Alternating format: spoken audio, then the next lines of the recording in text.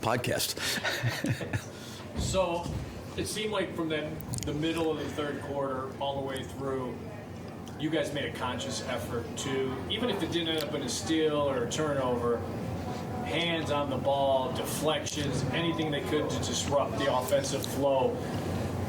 You've talked about that before, that this is kind of what we have to do, but saying it and actually doing it have been two different things. How important was that aspect of it as far as just being so disruptive, to their offense? I think with their size and length and us being somewhat undersized against, some of their players, we had to do that. I think when the game got chaotic at the end of that third quarter, it was good. We had some plays that we just didn't make, but I think we ended making a three, and maybe they called timeout. But that kind of chaos because of the defense helps us generate some easy baskets. But, they competed. I thought to start the third, to your point, like the first possession, Zion drives right down the lane, on a dead ball situation. Then we give up an offensive rebound to Valanciunas.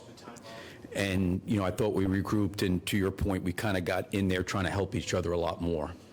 With Io, it just seems he continues to, we're all talking about the three-point shooting because that's the obvious thing, but his recognition of spacing, his recognition of where guys are on the floor, it seems like the game is really kind of slowing down from that chessboard idea of it. Is that what you're seeing? Yeah. He's now understanding when to shoot his three, but he's also understanding where to attack, where the defense is going to be, and where teammates are going to be. Yeah, I think he's getting, for whatever reason, I think as most guys go through their careers, the game slows down. I think it's really slowed down from. He's like playing really fast, but he's playing under control. And I thought maybe at times last year he was trying to use his speed and play fast, but his speed got him in trouble.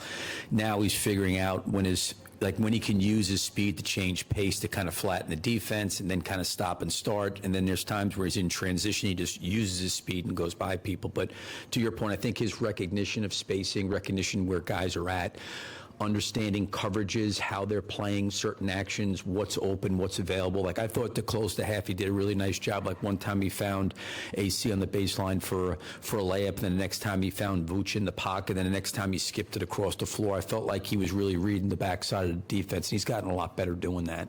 We talked about this before the game. This could have easily been, considering what had happened in the last week with Torrey still kind of going through it, and with the news with P. Will, this could have been an oh shit game where, they're bigger, they're more athletic than us. What does it say about this group that they continue, when backs are against the wall, they continue at least showing them to come out swinging? Well, I think it's like we talked about before the game when I mentioned about them getting the news about Patrick, right? I think the character of those guys competitively, that they want to play for each other, as much as they felt bad for Patrick, or just like, okay, this is another blow to our team and another blow to our depth, I think they've understand that they got to do it together, they got to do it collectively.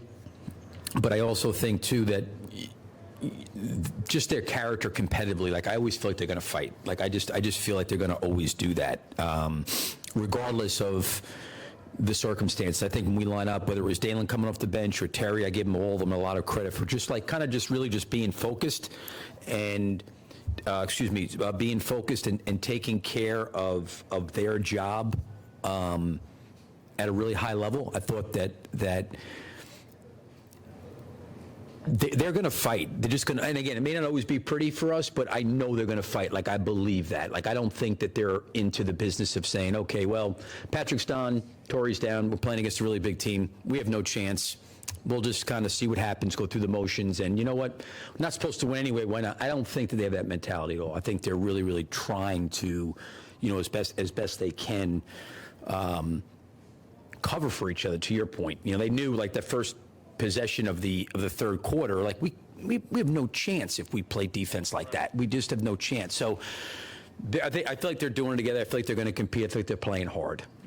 Are you seeing that in practice, or is it something that, because practice is limited and bodies are limited, is it just a feeling you see when you hear them talk about it? I mean, why are you getting that feeling from these guys?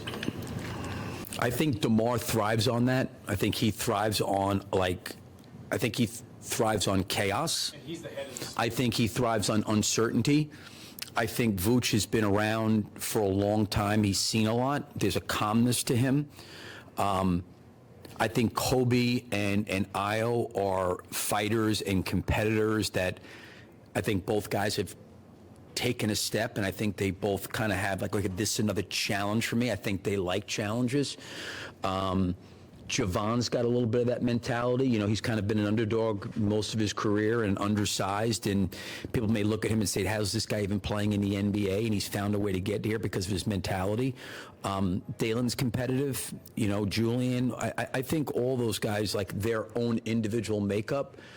But I do think guys like DeMar and Vooch and those veteran guys can give those younger guys, because there's times we get a little bit frenetic and chaotic, and I think those guys can kind of like, hey, even Alex the same way. Like Alex, I think the things that Alex does translates every game. We need that every game. So he knows we can get into the game. So I think it's like a mixture of that makes me feel that way.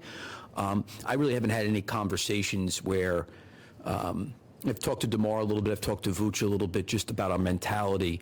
But I think those guys already have that. You know, they I mean, I had it with them in terms of how we need to approach this, but I do think that, like, in my opinion, I think DeMar thrives in that. You know, I do. I think Vooch, like I said, has been around a lot. I think Caruso thrives in that kind of stuff, the grittiness of the game. And listen, we have some inexperienced guys playing, but I feel like you're not going to walk off the court with those guys and say, geez, those guys didn't give it. They didn't give it up. You know, they just didn't play very hard. I don't think we have that. So that's why I feel pretty optimistic that, you know, I don't know what the result's always going to be, but I do feel like these guys will fight. I just had one quick, pardon me if this is repetitive. Yeah. From the time that they led by 12 with about 2:40 left in the third, to the end of the third quarter, what in particular do you feel like happened there, and how did it carry forward to the fourth? Well, I think we were able to get some stops. I think that really helped. I think the game got a little bit chaotic, you know, and there was some back and forth. They're long, they're athletic, they're really good defensively. So the more open floor situations for us, the better. We were able to kind of capitalize on a couple turnovers. We were able to capitalize on some transition layups. We were able to capitalize, you know, on some offensive rebounds. It was like a lot of things that happened, you know, for us in that segment, you know, that allowed us to kind of, you know, get right back into the game. And I appreciate the way those guys fought. Did you think the game was, you said chaotic twice, I wonder, did the Pelicans not having like a true point guard contribute to that style or frenetic style of game at all, or do you think that was... Yeah, I mean, I don't know. I mean, Willie's probably the better guy to talk to about that, just with his personnel. When I say chaotic, it was chaotic for us. You know, when I say, you know, like we had some possessions that we enabled them to get in transition, and then maybe they didn't capitalize, and then we got back, and then we got a steal and deflection. It just kind of got up and down. I don't think that necessarily they have skill, right? Like Ingram's really skilled, Zion's really skilled. Valanciunas from the center spot, you can run offense through. He's a good passer. Herb Jones is almost, you know, he's a great handler, high IQ player.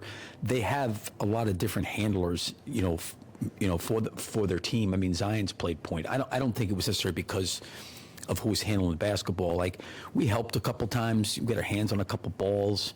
We were able to get a couple steals. You know, we got out in transition. Some of the misses that they had helped us get out on the break. You know, quite honestly, they went up by 12 because we were having a hard time scoring. You know, and it's always a little bit easier to score when you're in transition. And, you know, and I think when the game kind of got like a ping pong match a little bit, it was good for us. I'm not saying that they maybe very much wanted to play that way too, but I thought for us it helped us. Thanks, guys. Thank you. Appreciate it.